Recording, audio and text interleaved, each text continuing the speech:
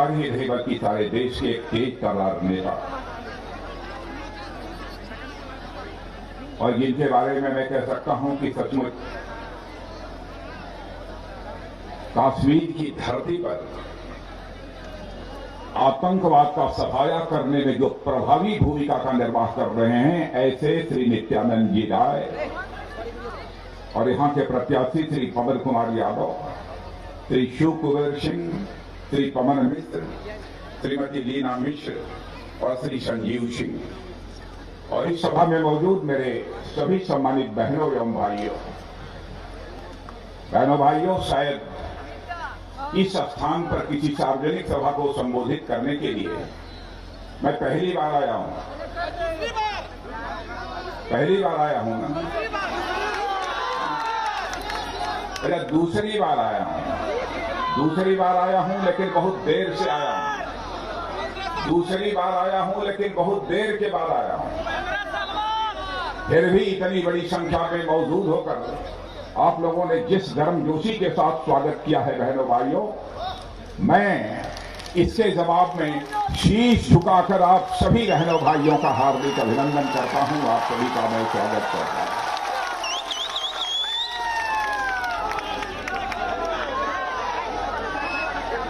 बहनों भाइयों, राजनीति में जब भी चुनाव का दौर आता है, सारी राजनीतिक पार्टियां और सारे राजनेता जनता के बीच जाते हैं और तरह तरह के वादे करते हैं, लुभावने वादे करते हैं। जनता उनके ऊपर भरोसा करती है, विश्वास करती है और उनकी पार्टी के पक्ष में जनता अपना मतदान कर देती है। लेकिन मैं समझता हूं, आजादी के 70 वर्ष जो गुजर गए, नेताओं ने इस देश की जनता के साथ जितने वादे किए, यदि आंशिक रूप से भी अपने वादों को पूरा कर दिया होता तो मैं समझता हूं आज हमारा भारत यह दुनिया का सबसे ताकतवर देश बन गया होता। मेरी यह दृढ़ मान्यता है, नेताओं की कथनी और करनी में कोई अंतर नहीं होना चाहिए बहनों भाइयों। चाहे कोई नेता हो, चाहे कोई अधिकारी हो, चाहे कोई व्यक्ति हो, भरोसा, विश्वास उसके जिंदगी की यह सबसे बड़ी पूंजी होती है। और मैं आपको यकीन दिलाना चाहता हूं, यदि आपके बीच आया हूं, जो मैं कहकर जाऊंगा वह पूरा होकर रहेगा बहनों भाइयों। दुनिया की कोई ताकत हमको रोक नहीं सकती। मैं अपने नेता भारत के प्रधानमंत्री श्री नरेंद्र मोदी जी की तरफ भी आपका ध्यान आकर्षित करना चाहता हूं। चुनाव के दौरान अपने चुनावी घोषणा पत्र में उनके नेतृत्व में हम लोगों ने जो भी वादे किए थे, सारे वादों को अक्षरशः पूरा किया है मेरे कहने वाले। यदि मैं सारे वादों को यहां पर गिनाना प्रारंभ करूं तो लंबा समय लगेगा, इसलिए सारे वादों को नहीं गिनाना चाहता हूं।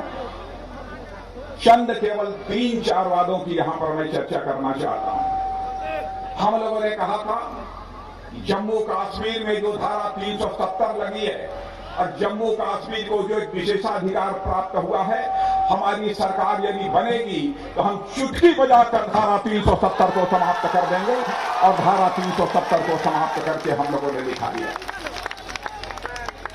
हम लोगों ने यह भी वादा किया था, और वादा पहली बार नहीं किया था जब भारतीय जनसंघ था, और उस समय से जब राजनीति का सिलसिला हम लोगों ने प्रारंभ किया था, उस समय भी हम कहते थे जिस दिन भारत की संसद में हमें स्पष्ट बहुमत मिल जाएगा, उस दिन हम अयोध्या की धरती पर भव्य राम का मंदिर बनाकर रहेंगे बहनों भाइयों, और भव्य राम के मंदिर का निर्माण का यह भी वादा पूरा होगा।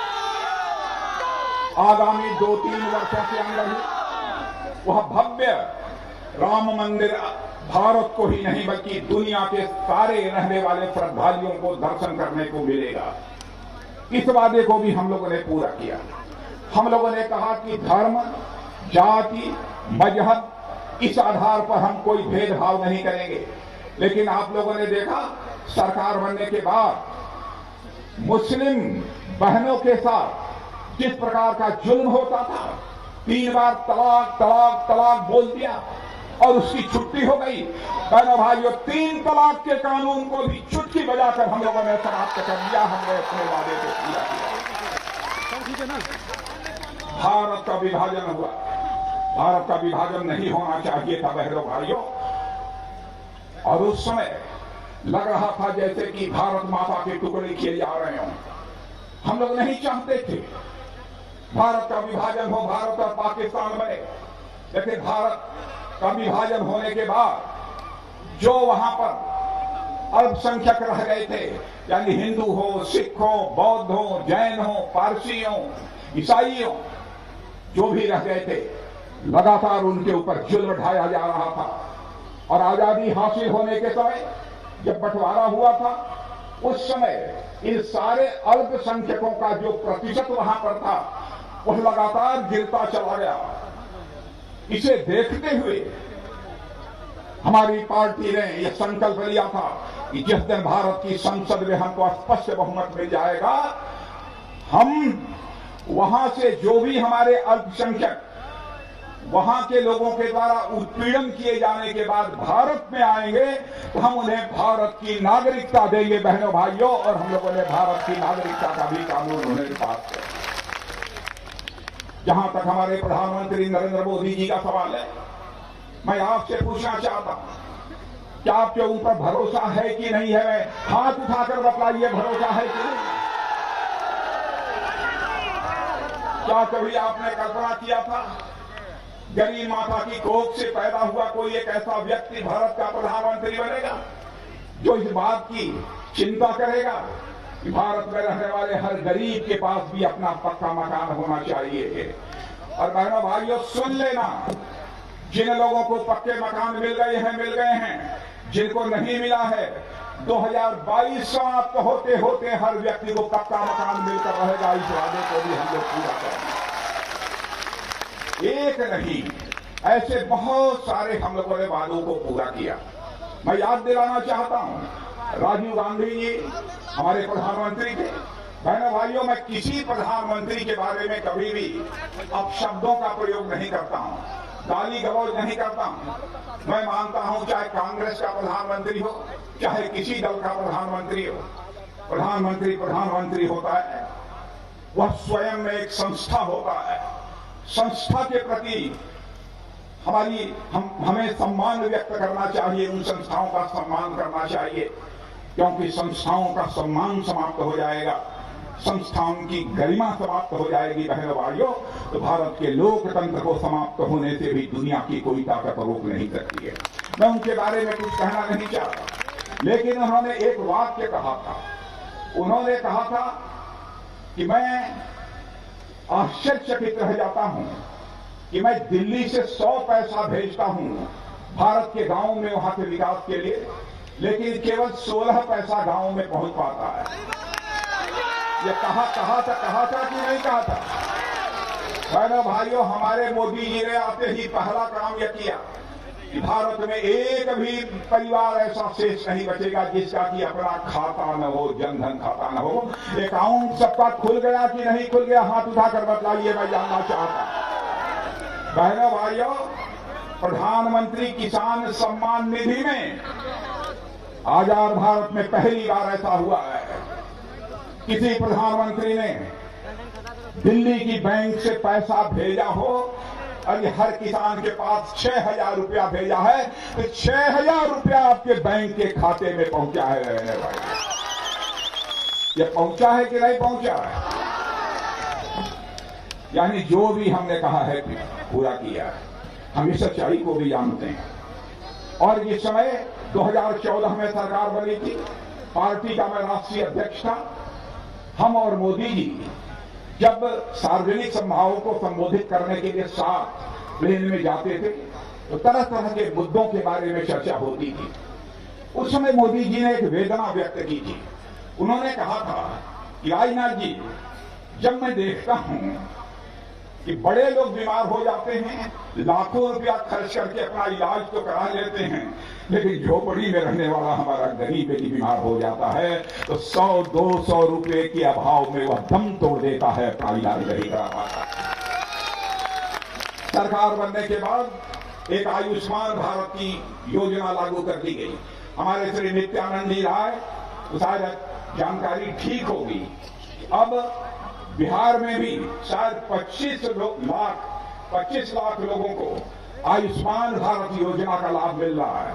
सुन लेना मेरे बहनों भाइयों, जो भी आयुष्मान भारत योजना का लाभ लेना चाहते हैं, एक समय वह आएगा कि हम सबको आयुष्मान भारत योजना का लाभ पहुंचाएंगे, सबको आयुष्मान भारत योजना का लाभ पहुंचाएंगे।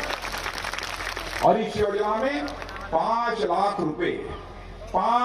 रुपए तक का एक साल में मुफ्त इलाज होगा।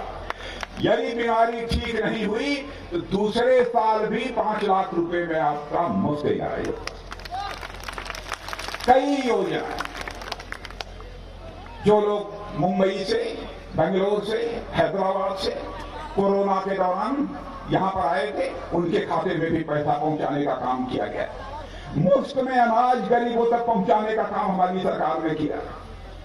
और मैं सचमुच बिहार की भारतीय जनता पार्टी और जनता दल यू की या गठबंधन की जो सरकार है, मैं इसके नेता श्री नीतीश कुमार जी को बधाई देना चाहता हूं, उप मुख्यमंत्री सुशील मोदी जी को बधाई देना चाहता हूं। बड़ा काम किया है।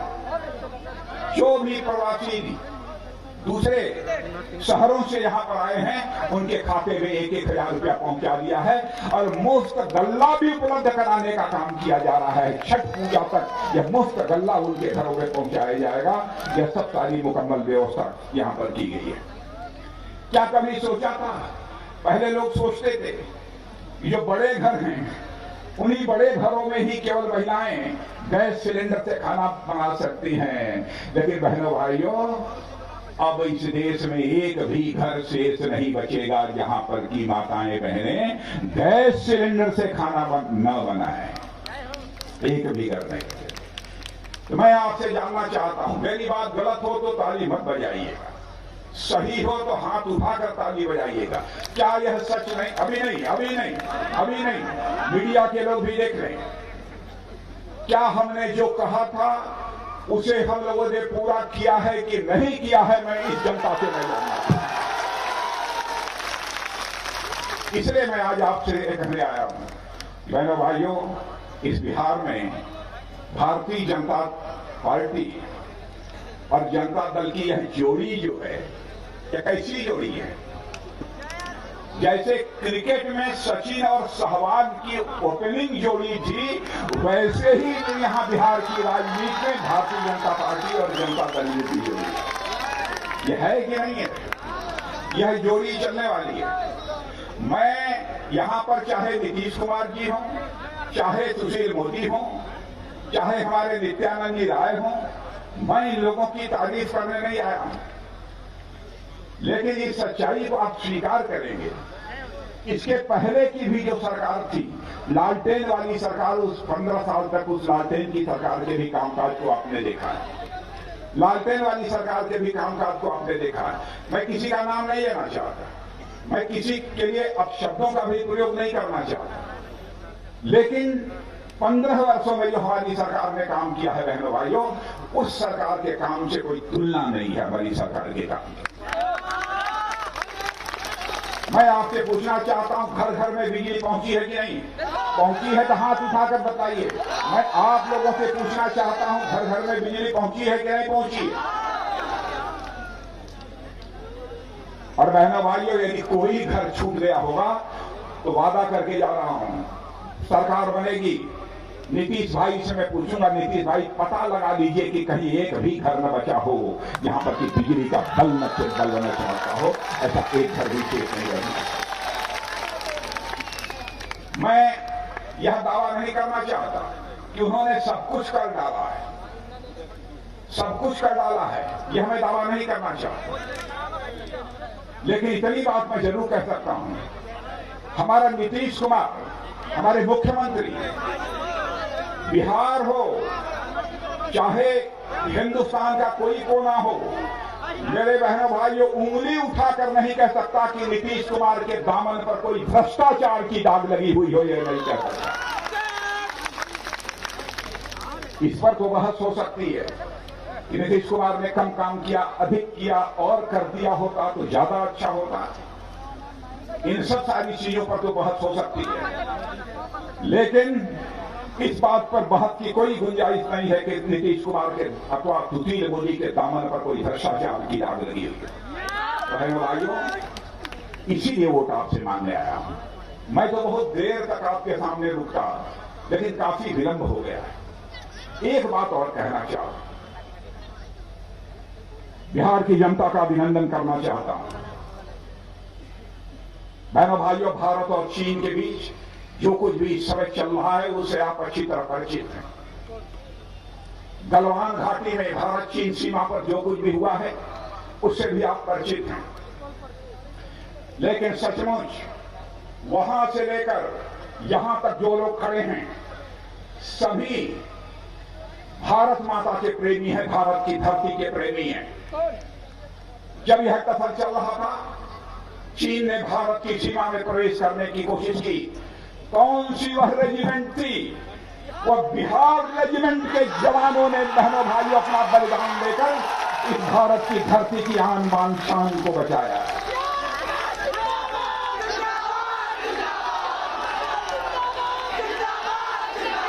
बहनों भाइयों, हमारे बिहार रेजिमेंट के जवानों ने अपना बलिदान दिया और मैं भारत का रक्षा मंत्री होने के नाते आप सबको यकीन दिलाकर जाना चाहता हूं बहनों भाइयों, अपने प्रधानमंत्री नरेंद्र भाई मोदी, उनकी तरफ से यकीन दिलाकर जाना चाहता हूं बहनों भाइयों, चाहे कोई कुछ भी कह ले, अपनी भारत की 1 इंच भूमि को भी हम किसी भी सूरत में जाने नहीं देंगे, आपको भरोसा दे। ये लोग गलत प्रचार कर रहे हैं, तरह तरह के वादे कर रहे हैं, और कांग्रेस के एक नेता ये कहते हैं कि हमारी सरकार रहती तो हम 3 दिन के अंदर चीन को बाहर कर देते। मैं कहना चाहता हूं, मैं किसी प्रधानमंत्री को दोषी नहीं ठहराना चाहता, लेकिन 1962 में जो कुछ भी हुआ है अब मैं उसकी याद भी नहीं दिलाना चाहता हूं आप तक। लेकिन बहनों भाइयों, उसके बाद तो लंबे समय तक आपकी ही सरकार थी, आपने क्या किया है?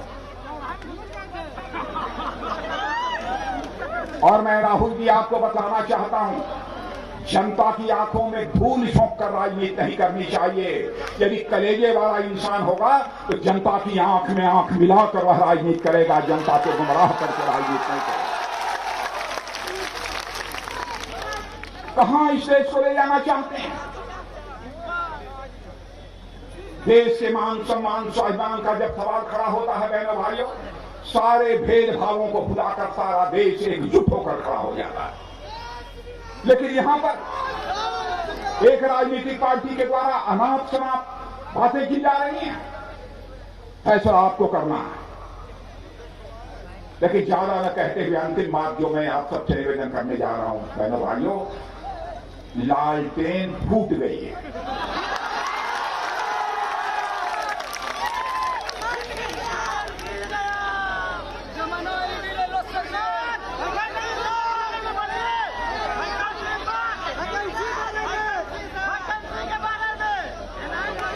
लालटेन, फिर से सुनिए, लालटेन फूट गई है।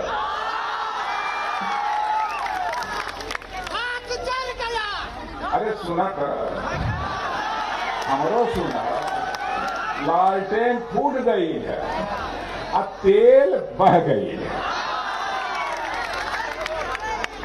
अब न पंजा का चली और न उनका कोई खेल चली। तब हम जाएं नहीं, अब चलो आगे की मीटिंग है। देखा, हमारे नित्यानंद राय के बहुत बोले की चाहता है, लेकिन यहाँ ना ही बोलना है ताकि हम ही बोल रहे हैं। लेकिन ये बताओ, पवन कुमार यादव की जिताए देवा या कि नहीं?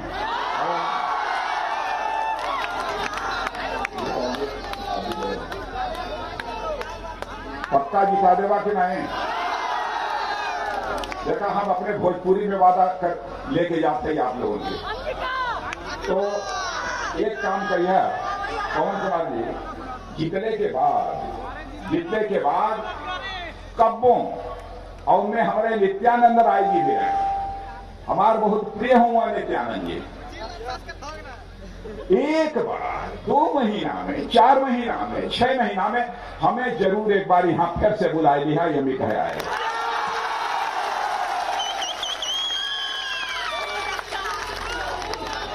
और हम यहां